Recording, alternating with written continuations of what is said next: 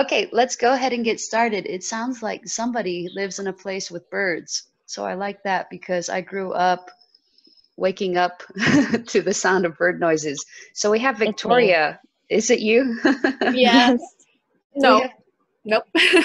we have Victoria who's here with us, and she just she I forget how the conversation started, but she's like, I am in my 20s. I'm Asian. I have cancer or have been diagnosed with cancer. And then I'm sociopathic. And I thought, this is great because actually, I don't think I have met Asian sociopath and much less female Asian sociopath. So I thought this would be awesome to talk to you. And so kind of reminds me more of like when I used to go around traveling to places and it was just like, let's just do a little bit of get to know you. Like maybe just tell me a little bit about yourself, Victoria. I'm 29. I come from a multiracial, multicultural country where the majority are Muslims, but I'm of Chinese ethnicity. I converse in multiple languages, and then I came from a very small town. No one in my family spoke English when I was growing up. I'm actually the first one in my family who has a college degree. I was sponsored by my government to come here to the US and do my college. And then right now I'm doing a PhD in biomedical science. I work with rats. I'm married. I'm polyamorous. And I was diagnosed with breast cancer last year. Wow. So there are a lot of follow-up questions that I have. One of them, I guess, is let's kind of get this out of the way quickly. Like, what are the things that lead you to kind of self-identify as being psychopathic? Or have you been diagnosed with anything or saw any, been tested ever? I have not been tested, but a lot of my close friends has asked me if I might be one, and I never thought that I could be because when I look up the internet, there's no like credible source what a sociopath really is. It's not a medical term or even psychopath. And when I look at the ASPD symptoms, I don't think that I fit the profile.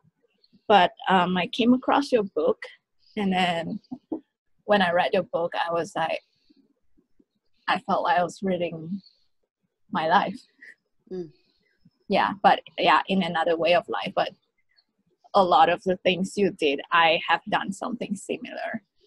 And then that led me to read more from your blog. And then I also read the book by Jim Fallon. So, and with more research done, I am quite sure that I'm one. But I don't really care if medically I would qualify as an ASPD patient. It's irrelevant. Right. Yeah.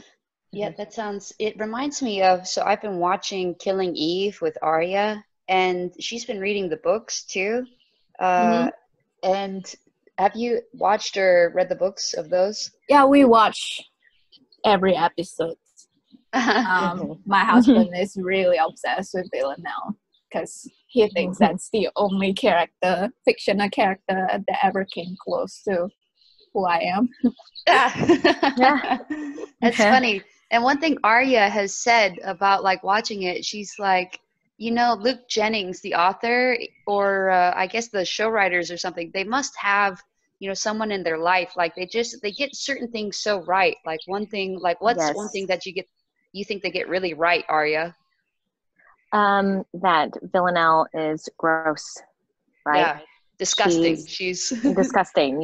She's eating disgusting food that's been left out. And I don't know if you've read the books yet, Victoria, but no, I didn't read the book. There's one scene in the books in which she pees herself. because someone denies her bathroom break. Right. So she just pees. She's like in a hotel lobby, right? She's supposed to be a Yes. caterer, and she's wearing a skirt. Yes. So she's just like, well, I'll just drop off my pee-pees here in the hotel lobby. Ah, man. But I have done so many weird, disgusting things like that. Do you relate to that at all, Victoria? Yeah, I've done quite my share of that. I don't wash my hand after going to the bathroom if no one's around in public. Yeah, if someone's out there, then I will pretend to wash my hands.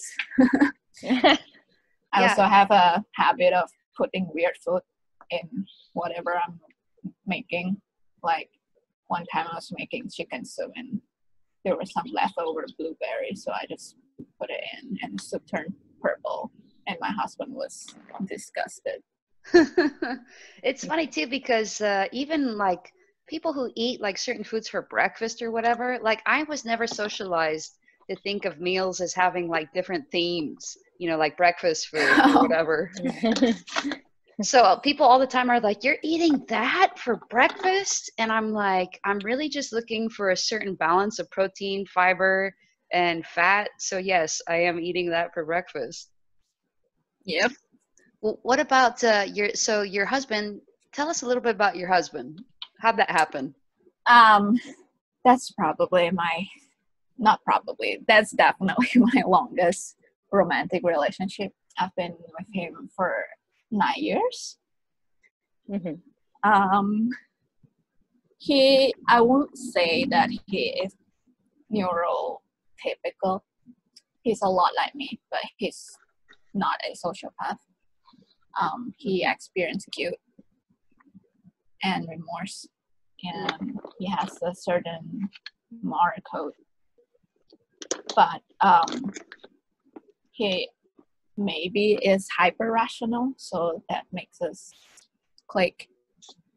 And he's not calculating or manipulative, and he's not really good at observing people's hidden agenda or emotional display. So I don't know what he is. Do you think he's on the autistic spectrum? We have suspected. So that's what I was just about to say. Yeah. So it's interesting that you say that because I met this woman on my Australia trip, and she's kind of like I don't know how old she is. I would guess in her 50s, but she's had various failed romances, right? Like a couple failed marriages, I think. And then her current husband is kind of same way, you know. And she's like, yeah, it just fits because for the most part, you know, he's so kind of literal, and you know, like it's easy to communicate to him emotional expectations, and he doesn't have the same emotional needs that normal people have. And does that sound like you? Yeah, definitely. Yeah. And do you share a cultural background, or do you? Yes. Yeah, Okay. We're from the same country. Okay, so interesting. But how did you guys meet? Was it like, and did he know who you are? Was he also like, oh, you're different as well, except not different like I am? We met at a conference. And then at the time I was dating someone else. So I basically cheated on my ex with him.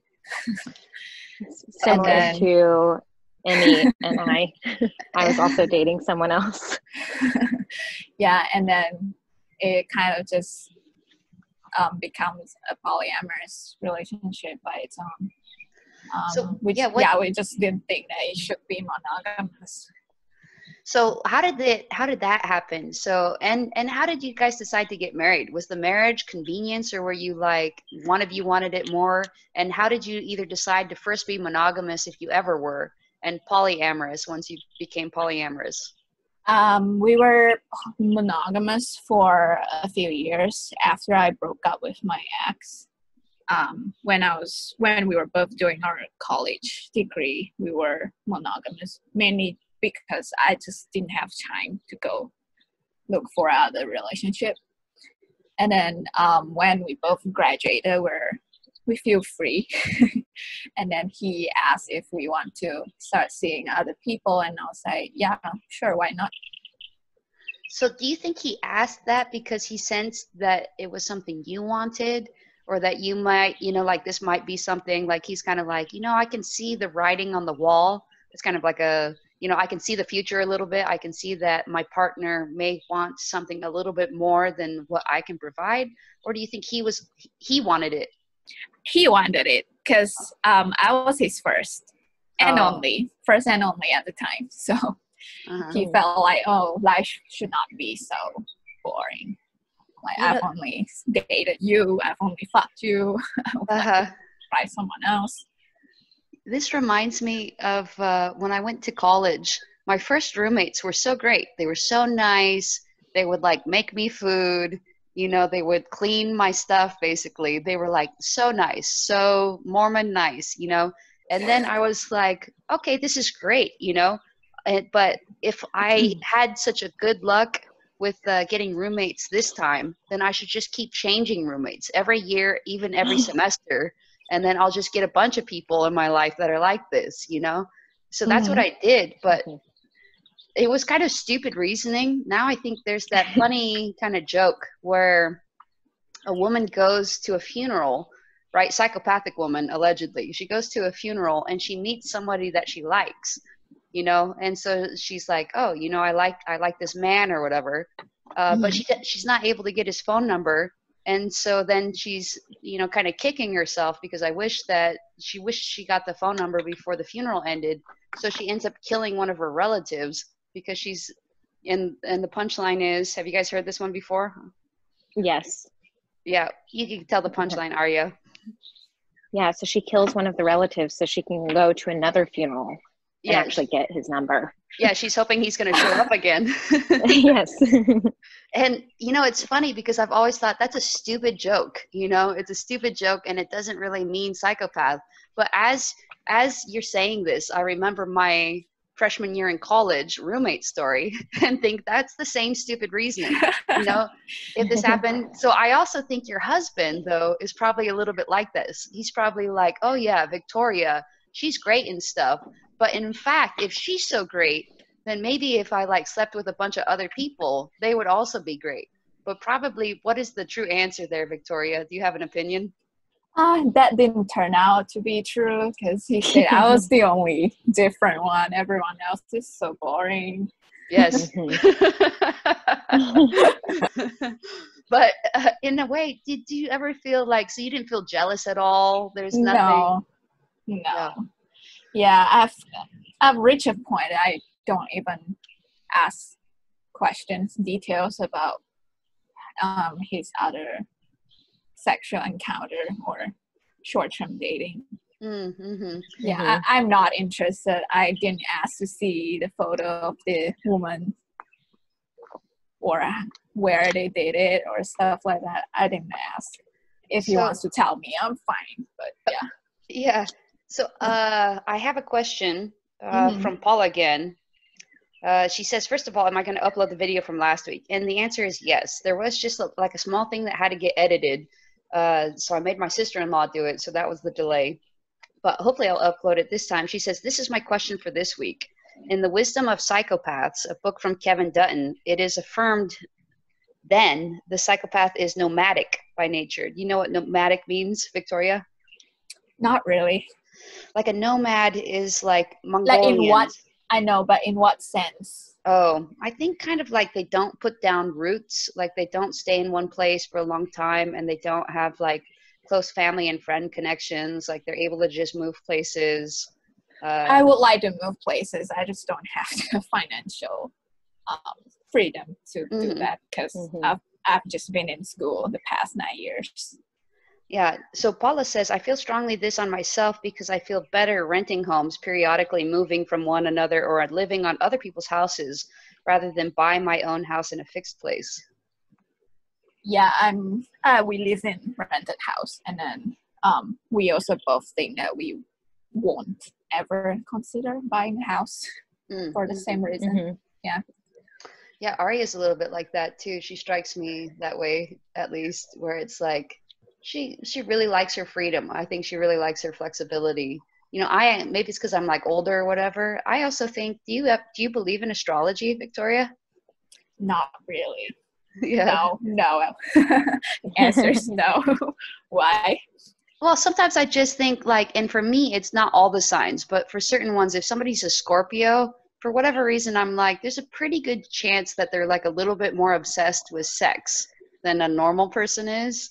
And then there's like also a stereotype. I'm a Cancer, and Cancers are known to be like a little bit like homebodies, like liking to nest and stuff. And sometimes for whatever reason, maybe it's just because you're born at a certain time of year, that you might have like a little bit more of those instincts. But yeah, I'm not as nomadic, I don't think. But I also have like lived all over the world or whatever. So I think that's pretty unusual because I'm the only one in my family who has done stuff like that, to the extent that I have. Yeah, I came from the opposite side of the planet, so that's far enough move for me. And then talking about astrology, do you guys know that if you do like a very advanced astrology test or whatever, they'll tell you how many percentage you are of which horoscope sign? No. Yes. You should look it up. I want to look this up. Yeah.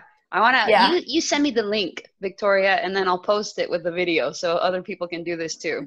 Okay, Victoria, is this the quiz where you put the place where you were born, including your birthday and the time of birth? Yes, I know it. I know. Yes. Emmy's sister-in-law encouraged me to do that.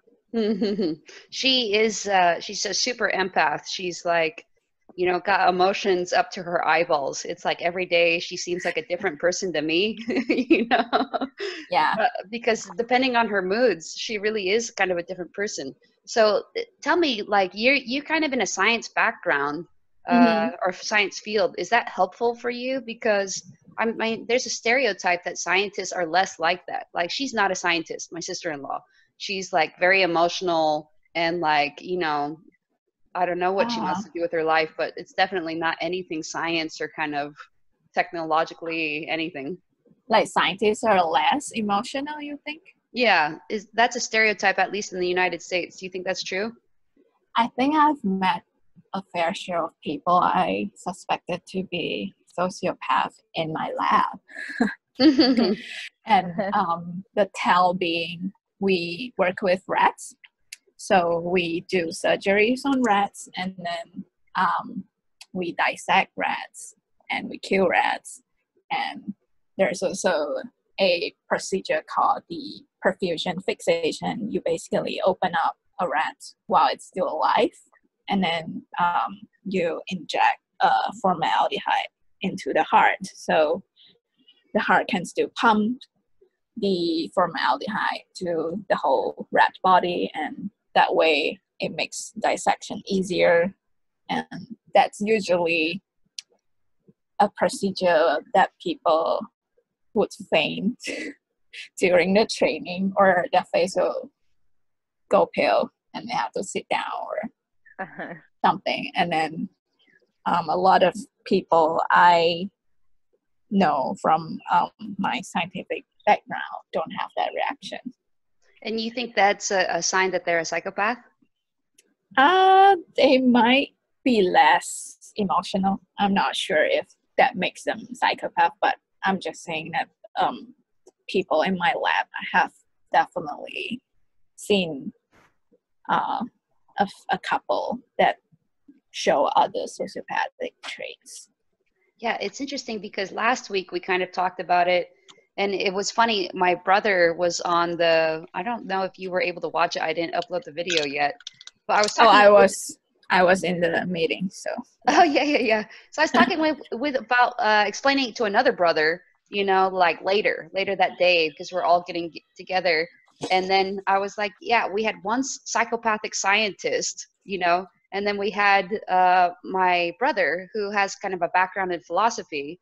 And then we have Ryan, who's like a super empath, who's just like 100% emotional. And it was just so interesting hearing the difference in the people's responses. So I sometimes think too, like, I do think there are, for instance, I'm a lawyer, and I do think there are a lot of psychopaths who are lawyers, you know, probably a higher percentage.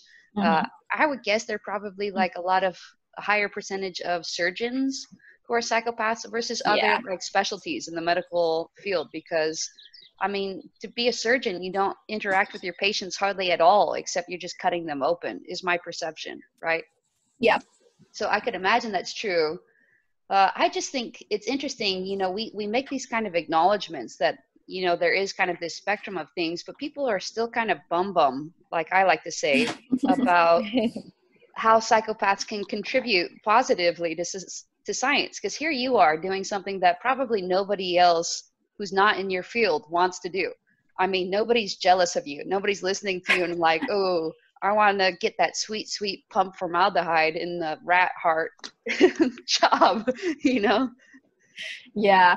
But that could be problematic too, because in scientific field, the lack of work ethics is kind of a given. Really? Yes. I don't know if you have heard of replication crisis. Yes, a little bit, but go ahead and Yes. tell us. I think I was, most academic labs are funded by the NIH, and they require all scientists funded by NIH sponsor lab to attend a scientific ethics course. And so from the course, I was told that I think 70% of all published scientific findings are not replicable. Wow. Yep. And then there are also a lot of examples of how people fabricate or exaggerate findings to get their data out. So I don't know. It could be a blessing that psychopaths are working as scientists, but we don't know. So do you think that the people who are fabricating the findings are more likely to be psychopaths, more likely to be empaths, or maybe equally likely for different reasons?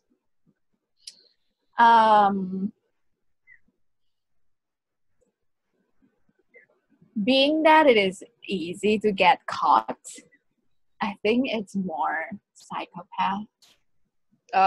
Like they don't mind risking it. They're just like, oh, you know, who cares? Yeah, because when I hear all the cases how they were faking it, it seems very obvious and very easy to get caught. Mm-hmm. Yeah. You know what? Like, but I have like a little bit of a theory. Do you know Adnan Syed, the case? What is it? Have you ever Serial listened to season 1? No. Oh, so he's this guy who got convicted for murdering his high school girlfriend when he was in high school. I think he was 18 or something at the time. And everybody's like, well, like, why would he, you know, it must not be him, because like, why would he kill her? You know, there was no real motive to kill her. Yeah, there's no real motive. They broke up like amicably. They were still friends. But here's the craziest thing. He got a retrial. Like, so he got convicted, you know, I think a life sentence. Then he got a retrial because of errors that happened in his first trial. But at the retrial stage, he could have just pled guilty, and then he would have only been in prison for another 4 years. But he didn't plead guilty. He decided to go through the whole retrial again, and then he ended up getting reconvicted. So he was really stupid, because he could have gotten out in 4 years, but instead he's in prison for life now.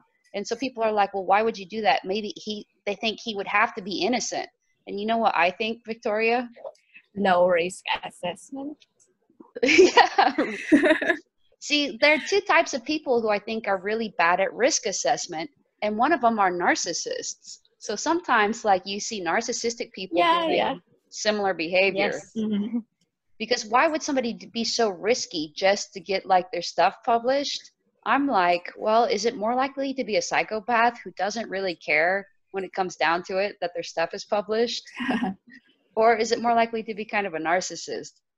So I'll put that little bit of pushback on you. But so we have about maybe like 8 more minutes. What else do you want to share with us today? My cancer treatment. Mm. I did not shed one tear from the diagnosis until now. I'm doing good now, but I feel like my lack of emotional response probably confuse a lot of the healthcare people. You know, it's so funny because I talk about this in the book. Like when I was in high school, I got appendicitis, so I had to go to the hospital, and it was very much like life-threatening, you know. And so there was one nurse who was like, "Yeah, you're so stoic and so brave. You know, I'm going to tell my kids about you and how brave you are." And I was like, "Okay." And then there was one nurse who I think hated me for kind of the same reason. She was like, there was something off-putting about the way that I was reacting. Now, here's an interesting thing, because when you're a psychopath, you're not in the hospital that often, you know, like that's not a normal thing, but nurses are in the hospital all the time. So they know what is normal behavior because they've seen, you know, thousands of people display it, but you don't know how to mimic it because you've never, like, this is your I've first never time. watched someone. Yes. So they know that there's something wrong with you. That's why I'm always a little bit nervous in situations like that. I didn't have to undergo a bilateral mastectomy, but I insisted on it. I think my surgeon spent 3 to 4 appointments trying to persuade me not to. But I was like, what use do I have keeping them? Like, why would I just cut out the parts that's cancerous? Why don't I just cut everything out? I don't need my boobs. Yeah, tell us the reasoning a little bit behind that. She just said that most people regret it. They kind of just decided to remove your breast due to fear, but you have a high chance of surviving even though you don't remove the whole breast or both breasts. And most people have psychological problem following the decision, problem thinking themselves as sexual beings or relationships or Oh man, this is so interesting because I can see where they're coming from, because I guess for a normal person, you get really used to being in your body and you start to identify with your body. You know, I'm this tall, I'm this heavy, you know, I have blue eyes or whatever the thing is, right? And then if something like that changed, I think that because I've read a little bit about, I have my cousin's married to a quadriplegic, you know, and so I've read a little bit about it and kind of, you know, like heard, you know, been interested in how people's self-conception changes after they undergo like a traumatic injury, where their body is very different afterwards, right? And I do think there are a lot of psychological issues. So I can see why your doctor was like, oh, she's just making this decision because it's out of fear, you know, and she's going to regret it or have psychological issues, kind of like self-identifying issues, you know, or like the capacity to conceive of yourself the same way with a different body. But it was totally flipped. I mean, like, you're least likely out of anyone, perhaps because you're a psychopath, to have like these issues with self. But this kind of brings me to another thing. I usually ask people, like, how do you conceive of yourself? What's your self view? I don't attach myself to any label. The only strong one I would say is sociopath or psychopath. But other than that, I don't have any. Yeah. And is it very strong, the sociopath or psychopath label, or are you just kind of like, no. Yeah. I mean, I still have the only attachment I have to it is that it's like my shoe size is 8, and it's like I'm also a psychopath. Like, those two things are both true, but it's not like I have any emotional attachment to the shoe size, nor do I have it to the psychopath label. I know a lot of people have a hard time kind of understanding that. Do you think that there are like posers though, like wannabe psychopaths out there? Of course there are. I think most of them are young, very young. Or narcissists. Yes. You know, when people come to me and they're below, let's say the age of 24, about, I'm pretty suspect. You know, they're like, hey, do you think I'm a psychopath? Number one, I'm careful anyways when I reply to people, to not tell people about themselves. Like, I don't know, I can't tell from just reading an email. But especially if they're young, I often say, you know, like, your brain is still developing. We don't know anything about you, you know, until you hit like maybe your late 20s, and then we could start to say a few things about you. Yeah, and it's also not really relevant. Like, yes, that's another thing, especially when you're younger. I actually think psychopathy is less relevant until you kind of hit your late 20s or early 30s. That's kind of my theory, though. That's when you start to, I think, feel the effects of it. Before that, you don't feel the effects of it. Or if you do feel them, you only feel the positive effects. It's other people who feel the effects of your psychopathy. Yeah. Yeah. So do you think, I mean, we have a couple minutes. Do you think that, are you at a point now where you're like, you know, are you feeling the effects of the psychopathy, or does everything still feel good to you? I'm quite lucky, so I didn't do anything too damaging to my life. But I certainly is more aware of the consequences of my actions, and I just feel like I'm not young, so I can't get away with it as much as when I was younger. So you're just being a little bit more careful, cautious? That's interesting. Yep. And then we just have a little bit over a minute and a half. Is there anything else you'd like to share with us? Oh yeah, you asked how we decided to get married. It was an impulsive decision. I basically was watching House and then decided that I should have him as my medical proxy. So I say, let's get married, and then in a week we did. That's kind of funny, because you could have him as a medical proxy without getting married, but that also is a quick and easy way to do it. So yeah, that and visa. Oh, is it easier with the visa thing? Like he had one or you didn't have one, or it's just easier if you're married or something? Yeah. Yeah. Yeah. Interesting. I mean, I think that's a great reason to get married. I think it's a lot better than a lot of other people who have reasons to get married. So we just have maybe like 20, 30 more seconds. Any advice that you'd give to people, or anything else that you'd suggest? I think you just have to be blatantly honest to yourself and observe yourself, watch yourself, how you think, how you act, and really it doesn't matter if you're a sociopath or not. Self-awareness is generally helpful to everyone. Yeah, self-awareness. That's awesome. Well, maybe we'll book you in another month if people have follow-up questions. I'm sure we will. Does that sound good? Sure. All right. Thanks so much for talking with us this morning. Yeah, thanks. All right. We'll talk to you later.